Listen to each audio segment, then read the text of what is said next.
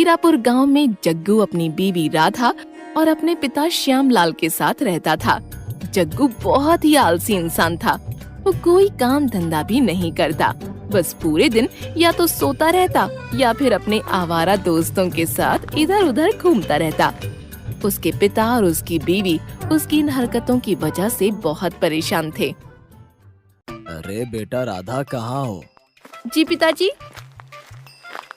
जरा उस आलसी इंसान को उठाओ और उससे बोलो कि वो मेरे साथ मालिक के खेत में चले। मैंने मालिक से इसके काम की बात कर ली है और वो इसे रखने को भी तैयार है। पिताजी, आपको तो पता ही है कि ये कभी नहीं सुधरेंगे। आप इन्हें कितना भी बोल लो, ये कोई काम धंधा नहीं कर सकते। बेटा तू उससे बोल कि मैंने कहा है। और हाँ, मुझे खेत में जाने के लिए देरी हो रही है, तो मैं खेत में उसका इंतजार करूंगा। ठीक है पिताजी, मैं अभी उन्हें जगा देती हूँ। आप आराम से खेत में जाइए। श्यामलाल के कहने पर राधा जग्गू को जगाने जाती है। अजी उठिए, देखिए पिताजी बहुत गुस्सा हो रहे हैं और उन्होंने आपको खेतों पर बुलाया है। राधा के 3-4 बार जगाने के बाद भी जग्गू नहीं उठता।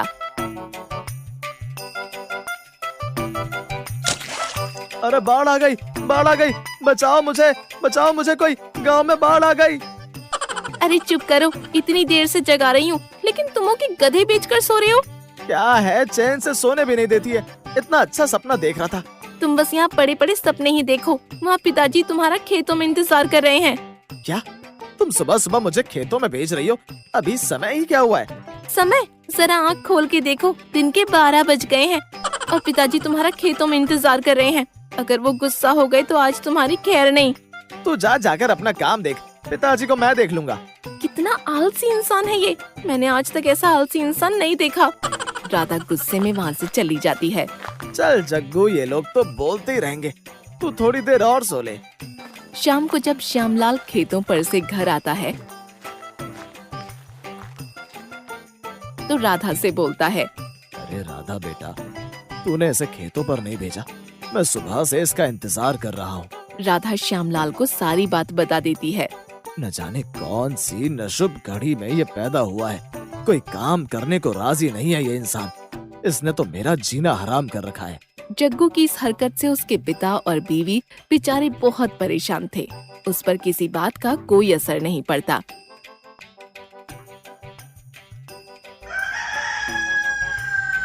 एक दिन श्यामलाल की तबीयत खराब हो जाती है और उसे जरूरी काम से खेतों पर जाना होता है।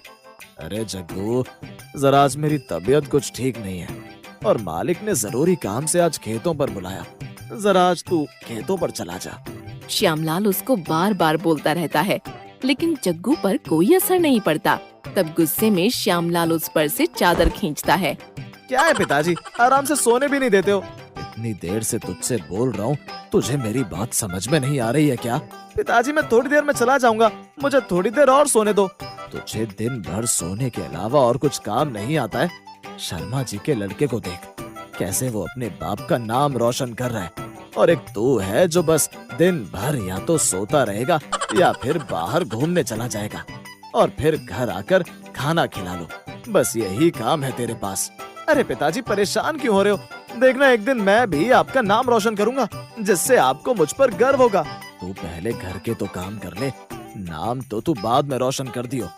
श्यामलाल की बातों का जग्गू पर कोई असर नहीं पड़ता और वो चादर ओढ़कर सो जाता है। सुन, यहाँ ऐसे बिल्कुल भी नहीं चलेगा। अगर इस घर में रहना है तो तुझे मेरे साथ खेतों में चलकर काम करना पड़ेगा, नहीं तो तू इस घर से निकल जा। श्यामलाल की ये बातें सुनकर जग्गू गुस्से में उठकर बोलता है, मुझे भी अब इस घर में नहीं रहना, चला जाऊंगा मैं यहाँ से। मेरी तो इस घर में कोई अहमियत ही नहीं है। जब चला जाऊंगा यहाँ से तब तुम लोगों को मेरी अहमियत पता चलेगी। हाँ जा, जब बाहर जाकर ठोकरें लगेंगी तब तुझे अकल आएगी। जग्गू गुस्से में घर छोड़कर जाता है। अजी सुनिए, गुस्सा मत होइए, वो तो पिताजी ने गुस्से में आपको बोला है, रुक जाइए। नहीं राधा, मुझे जाने दे। जब तक मैं यहाँ से नहीं जाऊंगा तब तक पिताजी को मेरी अहमियत पता नहीं चलेगी। राधा उसे रोकती रहती है, लेकिन जग्गू नहीं रुकता और गुस्से में घर से निकल जाता है। पिताजी, आपको इन्हें इतना गुस्सा नहीं करना चाहिए था। देखिए अब ये घर छोड़कर चले गए। राधा बेटा, तू परेशान मत हो। जब इसे ठोकरें लगेंगी बाहर तब इसे अकल आएगी। तब ये वापस घर आ जाएगा बेटा, तू परेशान मत हो। जग्गू अपने गांव से निकलकर जंगल की ओर जाता है और उसे चलते चलते रात हो जाती है। अरे मैं क्या करूं, मैं तो चलते चलते जंगल में आ गया। यहाँ पर तो जंगली जानवर मुझे खा जाएंगे। कैसे भी करके इस जंगल से बाहर निकलना होगा। जग्गू जंगल में चलता हुआ आगे बढ़ता है कि तभी उसे दूर से एक रोशनी दिखाई देती है। अरे इस जंगल में ये रोशनी कैसी? अभी जाकर देखता हूँ, शायद मुझे यहाँ कोई मिल जाए।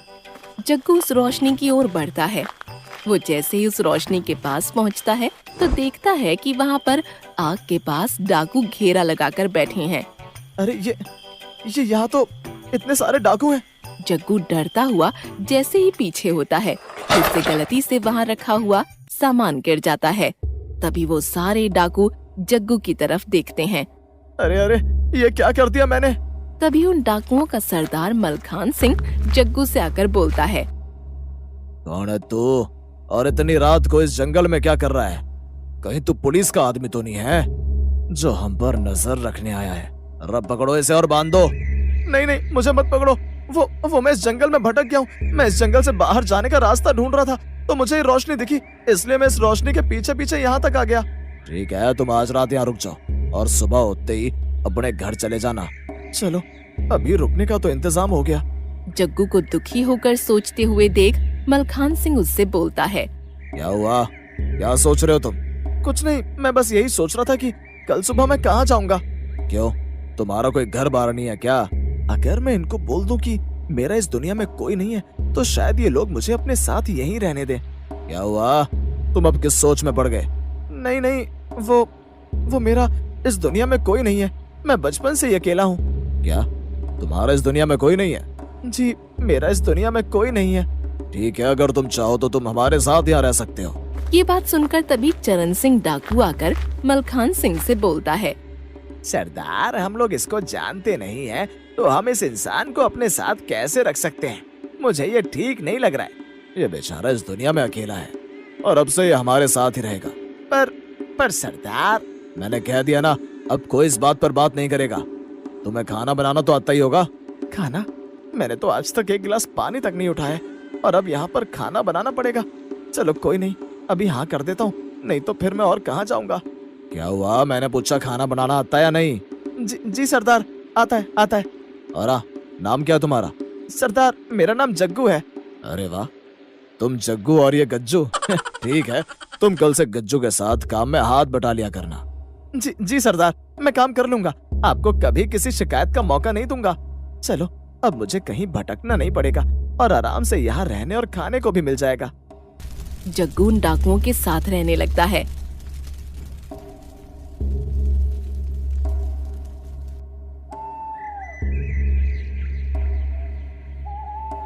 और कुछ दिन तो वो आराम से गज्जू के साथ काम करवा लिया करता था। ऐसे ही दिन बीतते जाते हैं। एक दिन मलखान सिंह जग्गू से बोलता है। अरे ओ जग्गू, आज खाने में क्या बना है? सरदार, आज हम दोनों ने मिलकर कढ़ाई पनीर की सब्जी बनाई है। नहीं सरदार, ये सारा खाना जग्गू ने बनाया है। अरे वाह जग्गू, तुम तो बहुत मेहनती हो। चलो अच्छी बात है, ऐसे ही काम करते रहो। और ये लो, ये सारे सोने जवाहरात अंदर बक्से में रख दो। जग्गू पर मलखान सिंह और सभी डाकू भरोसा करने लगे थे। वो धीरे धीरे सबका दिल जीत लेता है।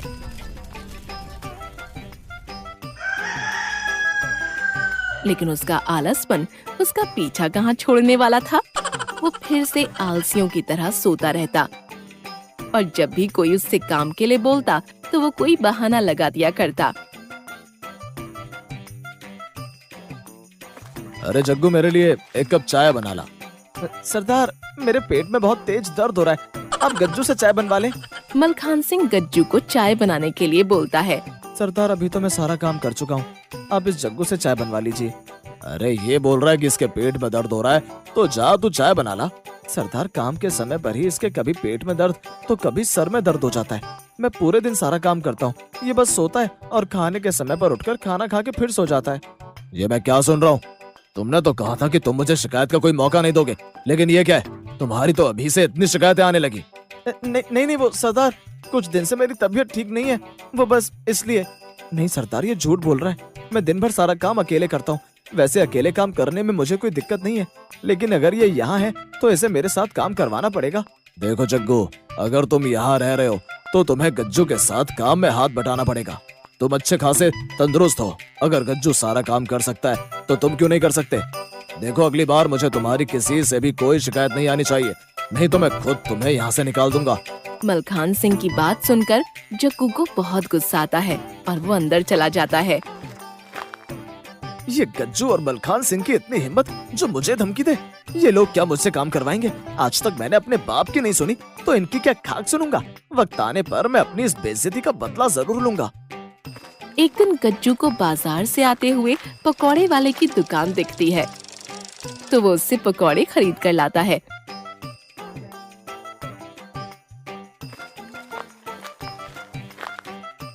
और वो सबको एक एक पकौड़ा दे देता है और बचा हुआ एक पकौड़ा जग्गू को दे देता है। सबने ज्यादा पकौड़े खाए और मेरे लिए बस एक ही पकौड़ा बचाया। जग्गू पकौड़े को उठाता है और उसे उस कागज में मलखान सिंह की फोटो दिख जाती है। अरे ये क्या? इस पर तो इस डाकू की फोटो है और ये इस पर तो 5 लाख का इनाम भी है। मलखान सिंह, तूने मुझे धमकी दी थी ना बेटा, अब देख मैं तेरे साथ क्या करता हूँ। तू क्या मुझे यहाँ से निकालेगा? हाँ? तभी गज्जू आकर जग्गू से बोलता है, अरे जग्गू, चल रात होने वाली है, जल्दी से खाना बना लेते हैं, सरदार को भूख लगने वाली होगी। अरे वाह, इन लोगों से बदला लेने के लिए मुझे कितनी अच्छी तरकीब मिल गई है। अरे जग्गू, कहाँ खो गया तू?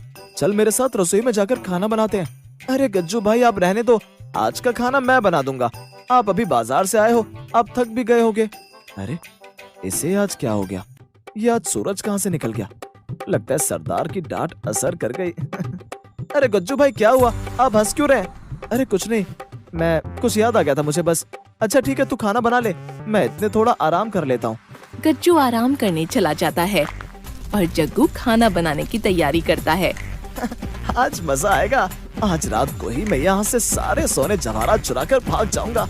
जग्गू खाना बनाने लग जाता है और खाना बनाने के बाद वो अपनी जेब में से एक नशीली दवाई का पैकेट निकालता है।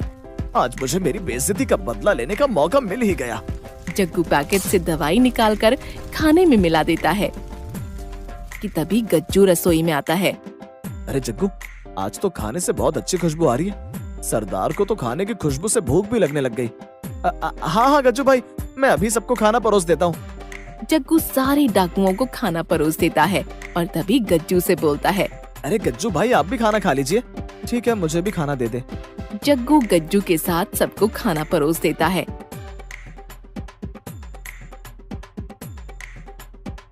और सभी लोग नशीली दवाई का खाना खाकर वहीं बेहोश हो जाते हैं। लगता है दवाई का असर हो गया है। यही समय है, मैं बक्से में से सारे सोने जवाहरात लेकर यहाँ से भाग जाता हूँ। जग्गू बक्से में से सारे सोने को एक थैले में भर लेता है और भागता हुआ जंगल से निकलकर पुलिस स्टेशन पहुँच जाता है। इंस्पेक्टर साहब, आप मेरे साथ अभी चलिए। अरे क्या हुआ? कौन है भाई तू? और तेरे साथ कहाँ चलो, ये तो बता पहले। जग्गू इंस्पेक्टर को मलखान सिंह डाकू के बारे में सब बता देता है।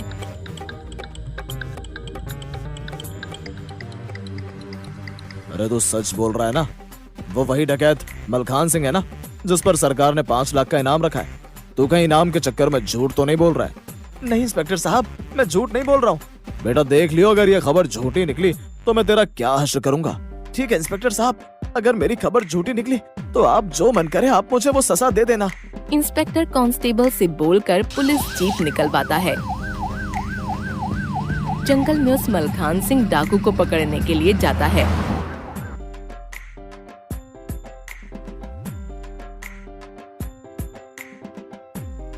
अरे तू तो सही कह रहा था, ये तो वही मलखान सिंह डाकू है। पर ये सब की हालत क्या हो रखी है? कहीं ये मर तो नहीं गए ना? नहीं इंस्पेक्टर साहब, इन लोगों को कुछ नहीं हुआ है, बस ये लोग बेहोश हैं। अरे देख भाई, तुझे कल सरकार से इस डाकू को पकड़वाने का गांव में सबके सामने इनाम मिलेगा, ठीक है? तो तू अपने पूरे परिवार के साथ समय पर पहुंच जाइयो। क्या सच में साहब पूरे गांव के सामने मुझे इनाम मिलेगा? हाँ भाई, तूने इतना अच्छा काम जो किया है तो तुझे इसका इनाम तो मिलना ही चाहिए। अब पिताजी को मुझ पर गर्व होगा। इंस्पेक्टर सारे डाकुओं को लेकर पुलिस स्टेशन चला जाता है और जग्गू अपने वो सोने जवाहरात लेकर अपने घर निकल जाता है। जग्गू को घर में आते देख उसकी बीवी और पिता खुश हो जाते हैं। ये लीजिए पिताजी। श्यामलाल उस थैले को खोलकर देखता है तो हैरान हो जाता है। ये तो इतने सारे गहने कहाँ से लाया? तू कहाँ से चोरी करके आया है? हाँ हाँ पिताजी, लाया तो मैं ये चोरी करके हूँ, लेकिन ये चोरी मैंने डाकुओं के घर से की है। क्या? डाकुओं के घर से? जग्गू राधा और श्यामलाल को सारी बात विस्तार से बता देता है और वो इंस्पेक्टर द्वारा की गई बात भी बताता है। पिताजी और राधा, तुम दोनों कल समय पर तैयार हो जाना और मेरे साथ इनाम लेने चलना। अगले दिन पुलिस वाले सभी गांव वालों के सामने जग्गू को 5 लाख का इनाम देते हैं। देखा पिताजी, मैंने आपसे कहा था ना कि मैं भी उन शर्मा जी के लड़के की तरह अपना नाम रोशन करूंगा। फिर वो तीनों